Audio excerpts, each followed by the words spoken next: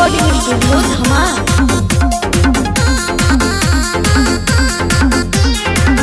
रानी बोला बतियावो हो, रानी मुहावा फुलावो हो। ना काहे मुंह फुलैले बाबू? चुप रहे ठीक है। रानी बोला बतियावो हो, रानी मुहावा फुलावो हो।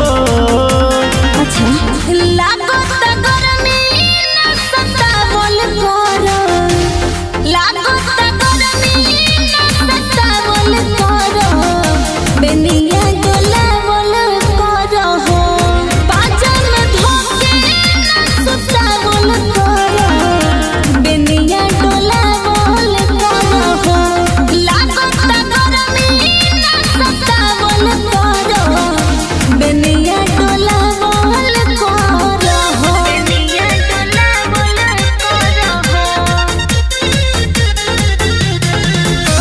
बेनिया डोलावल करो हो। म्यूजिक बाय विकास रोशन।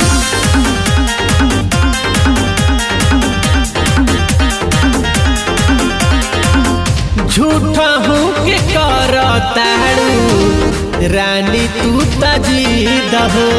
हमरा से तू सतो जनी सैया जी करीब हो। अरे मान जाना काहे ऐसे कैले बाबू?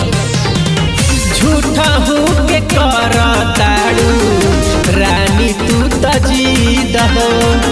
हमरा से तू सतो जनी सैया जी करीब हो।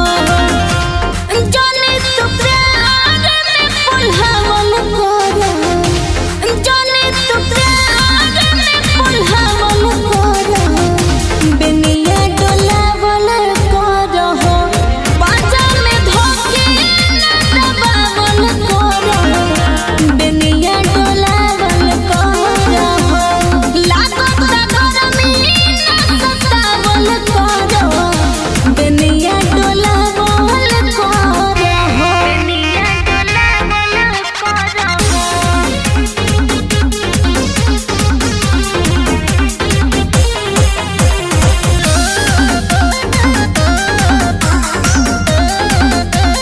म्यूजिक बाय विकास रोशन।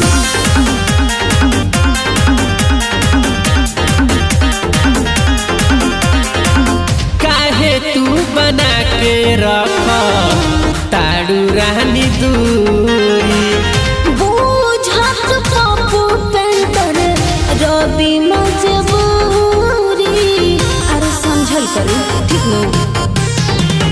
काहे तू बना के रख